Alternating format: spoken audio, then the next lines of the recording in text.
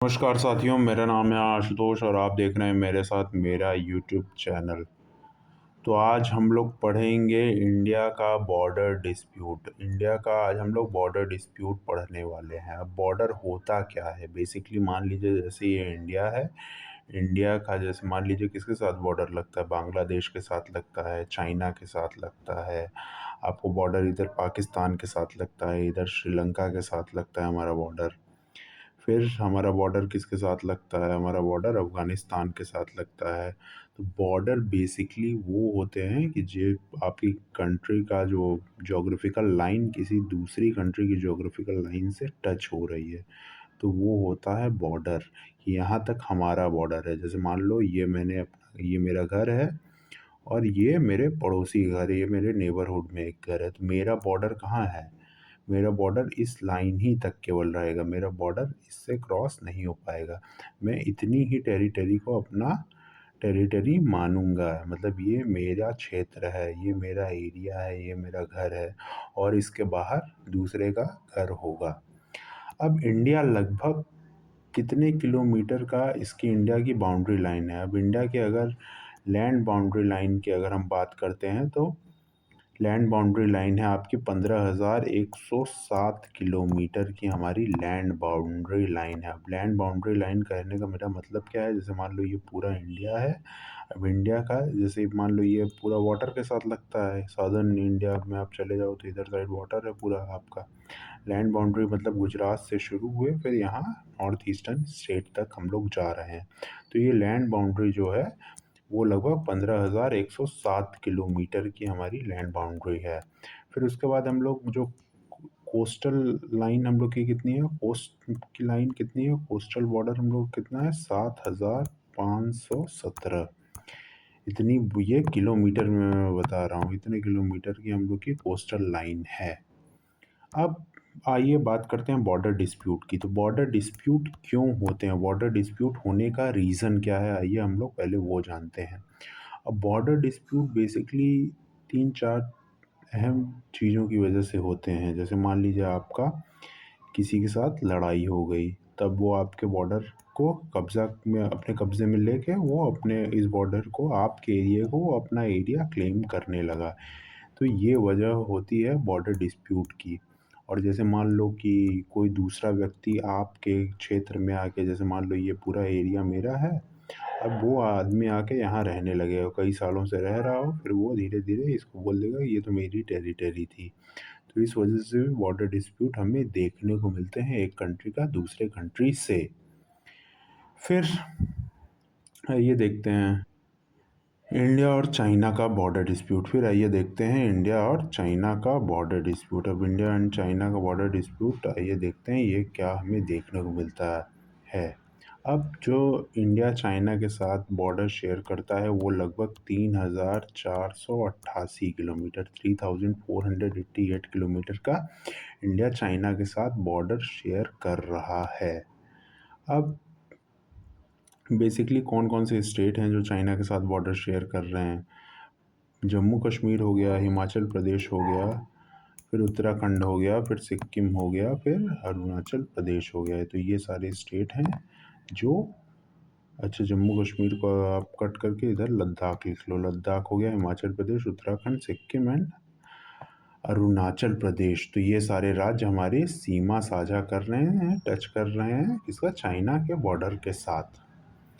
फिर हमें देखने को मिलता है जो इंडिया और चाइना का बॉर्डर लाइन को क्या बोलते हैं? McMahon line. McMahon line, India China के बॉर्डर वाली लाइन को मैकमोहन लाइन कहते हैं।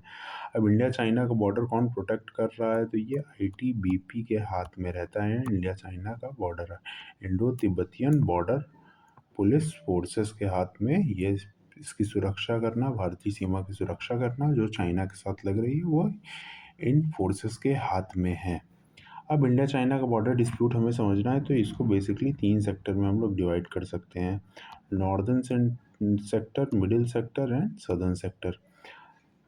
अब जो ये आप समझ सकते हो western sector, middle sector and eastern sector. अब हम लोग पढ़ते हैं वेस्टर्न सेक्टर में क्या डिस्प्यूट है। वेस्टर्न सेक्टर बेसिकली आपका अक्साई चीन वाला रीजन है। जैसे मान लीजिए जम्मू है, ये लद्दाख है, ये जम्मू कश्मीर है, ये लद्दाख, लद्दाख का ये वाला रीजन मान के चलिए ये अक्साई चीन, जिसको चाइना क्लेम करता है कि ये अक्साई चीन वाला रीजन चाइना का है, जबकि ऐसा नहीं है, ये रीजन चाइना का नहीं है। अब इसमें डिस्प्यूट क्या है? ये जो डिस्प्यूट हमें देखने को मिलता है वो पहले हमें फर्स्ट एंग्लो सिख वॉर होती है। कब? फर्स्ट एंग्लो सिख वॉर हो रही है 1845 में। 1855 में एंग्लो सिख वॉर हुई हो रही है। 1845 में एंग्लो सिख वॉर हुई और ब्रिटिशर्स जीत गए और जो सिख अम्पायर था वो हार गया।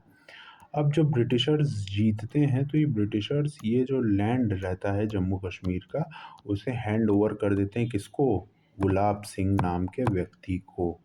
उस ये रियासत सौंप देते हैं कौन? अंग्रेज़। अंग्रेज़ गुलाब सिंह को ये सौंप देते हैं रियासत कि आप यहाँ का एडमिनिस्ट्रेशन संभालो। अब गुलाब सिंह क्या करते हैं? बाउंड्री का डिमार्केशन करते हैं, कहाँ तक इंडिया की बाउंड्री है। लेकिन वो जो आप ये मान के चलो, ये जैसे कश्मीर हो गया, तो ये यहाँ पे नहीं जाते हैं, ये यहाँ का डिमार्केशन नहीं करते हैं, ये केवल यहाँ यहाँ तक का डिमार्केशन कर देते हैं और सोचते हैं कि ये तो हाई अल्टीट्यूड वाला रीजन है, यहाँ कभी ज़िंदगी में लड़ाई नहीं हो सकती। लेकिन फ्यूचर में हमें देखने को मिलता है यहीं से लड़ाई का ओरिजिन होता है। अब ब्रिटिशर्स दूसरा काम क्या करते हैं? ब्रिटिशर्स जब कश्मीर के ये वाले रीजन का, लद्दाख वाले रीजन का सही से डिमार्केशन नहीं हुआ था, ब्रिटिशर्स जॉनसन नाम के व्यक्ति को भेजते हैं कि ये जॉनसन नाम का व्यक्ति जाएगा और सही से डिमार्केशन करेगा। अब जॉनसन आता है डिमार्केशन करने बाउंड्री का, तो जॉनसन जो अक्साई चीन वाला रीजन है, अक्साई चीन वाला रीजन है, उसको बोलता है कि ये कश्मीर का पार्ट है। वो अक्साई चीन वाले रीजन को कश्मीर का पार्ट बताता है। लेकिन इससे चाइनीज़ काफ़ी नाराज़ हो जाते हैं, चाइनीज़ काफ़ी नाराज़ हो जाते हैं। तो चाइनीज़ को मनाने के लिए, चाइनीज़ को खुश करने के लिए, चाइना को खुश करने के लिए ब्रिटिशर्स मैकडोनाल्ड मैककार्टने को भेजते हैं। मैकडोनाल्ड मैककार्टने आता है और अक्साई चीन वाले रीजन को ये बोलता है कि ये तो चाइना का पार्ट है, तो चाइना का पार्ट है, तो चाइना तब खुश हो जाता है। लेकिन अब ये इंडिया के साथ नाइंसाफ़ी हो गई कि हमारी टेरिटरी को आप किसी दूसरे कंट्री की टेरिटरी बोल रहे हो। फिर हम देखते हैं कि कई बॉर्डर डिस्प्यूट हमें यहाँ देखने को मिलते हैं, ये इस वाले रीजन में, लद्दाख वाले रीजन में अक्साई चीन को लेके। और जो चाइना भी अपने ऑफिशियल मैप जो चाइना निकालता है उसमें भी अक्साई चीन वाले रीजन को ये अपना टेरिटरी दिखा देता है। इससे जो तब के प्रधानमंत्री जो जवाहरलाल नेहरू जी जो रहते हैं वो काफ़ी नाराज़ होते हैं और बोलते हैं कि आप अपने मैप को सुधारो, क्योंकि अक्साई चीन वाला रीजन तो मेरा है।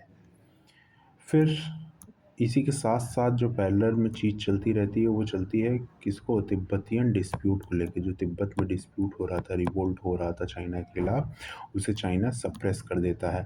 फिर 1954 में हम देखते हैं पंचशील एग्रीमेंट होता है। पंचशील एग्रीमेंट में इंडिया ये एग्री कर लेता है कि जो तिब्बत है ये किसका पार्ट है? तिब्बत चाइना का पार्ट है। ये चाइना का तिब्बत के ऊपर कंट्रोल है, इंडिया ये मान लेता है। अब जब इंडिया ये मान लेता है तो इंडिया ये उम्मीद रखता है कि चाइना कुछ कारस्तानी नहीं करेगा इंडिया के साथ। लेकिन चाइना तो चाइना, चाइना को हमेशा परेशान करने में मज़ा आता है। तो चाइना ने 1962 की वॉर स्टार्ट की इंडिया के साथ। टोटल ये बॉर्डर डिस्प्यूट को ये वॉर लेके हुई थी। तो ये वाला जो युद्ध हुआ 1962 की जो वॉर हुई, इंडिया चाइना वॉर, उसमें चाइना की जीत हो जाती है, इंडियंस हार जाते हैं। तो ये बेसिकली हम वेस्टर्न सेक्टर का डिस्प्यूट मेजरली हमें ये देखने को मिलता है।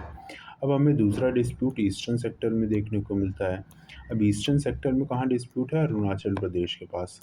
अरुणाचल प्रदेश को चाइना क्लेम करता है कि ये अरुणाचल प्रदेश मेरी टेरिटरी है, जबकि रियलिटी में ऐसा नहीं है। अरुणाचल प्रदेश तो इंडिया की टेरिटरी है। अरुणाचल प्रदेश चाइना बोलता है कि ये मेरी टेरिटरी है, इंडिया ने इसे ज़बरदस्ती कब्जा करके रखा हुआ है। इसी वजह से अरुणाचल प्रदेश का जब कोई भी नागरिक चाइना जाता है तो उसे स्टेपल वीज़ा दिया जाता है। वो चाइनीज़ बोलते हैं कि आप तो मेरे ही देश के नागरिक हो, आपको वीज़ा देने की मुझे ज़रूरत नहीं है। जबकि ऐसा नहीं है, ये अरुणाचल प्रदेश इंडिया का इंटीग्रल पार्ट है। इंडिया की सोवरेनिटी के साथ कोई खिलवाड़ नहीं झेलेगा इंडिया। फिर हमें दूसरा डिस्प्यूट जो हमें देखने को मिलता है वो बेसिकली हमें देखने को मिलता है सिक्किम के पास इधर एक छोटा सा भूटान नाम का प्यारा सा देश है। भूटान में डोकलाम का इशू जो हमें रिसेंटली देखने को मिला कि डोकलाम में चाइनीज़ फोर्सेस के लोग आके यहाँ रोड कंस्ट्रक्ट कर रहे थे। अब इस रोड को कंस्ट्रक्ट करने का क्या रीज़न है? जैसे मान लो ये सिक्किम है, ये भूटान है। अब यहीं बेटा चिकन नेक है। चिकन नेक से जितने नॉर्थ ईस्टर्न स्टेट हैं वो उनकी कनेक्टिविटी है। चिकन नेक पे जब आके चाइना बैठ जाएगा तो ये फ्यूचर में चिकन नेक को कट कर सकता है। जब चिकन नेक कट हो जाएगी तो जितने नॉर्थ ईस्टर्न स्टेट हैं उनसे हम लोग का कम्युनिकेशन नहीं हो पाएगा। जब कम्युनिकेशन नहीं हो पाएगा तो बेसिकली चाइना इसको ईज़िली एक्वायर कर लेगा जितने हमारे नॉर्थ ईस्टर्न स्टेट हैं। तो इंडिया ने काफ़ी विरोध जताया, भूटान ने भी इसका काफ़ी विरोध जताया कि आप आके हमारे इस क्षेत्र में आप रोड नहीं कंस्ट्रक्ट कर सकते हो। तो वहाँ पे भी हमें इंडियन सोल्जर्स और चाइनीज़ सोल्जर्स के बीच में हमें झड़प देखने को मिलती है।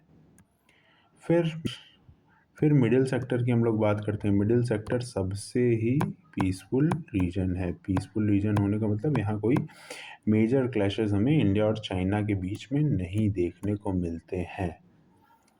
अब ये जो जितने बॉर्डर डिस्प्यूट मैंने पढ़ा है, western, middle and eastern sector, अब ये जितने मॉडल मैंने इश्यूज पढ़ाए उसको रिजॉल्व करने के लिए काफ़ी जद्दोजहद, काफ़ी कोशिशें हुई। जैसे 1988 में राजीव गांधी ने क्या लेके आया? राजीव गांधी ने जॉइंट वर्किंग ग्रुप का प्लान लेके आया कि हम लोग जो बॉर्डर डिस्प्यूट है उसके लिए हम सेपरेट फोरम बनाएंगे, उस पर बात करेंगे।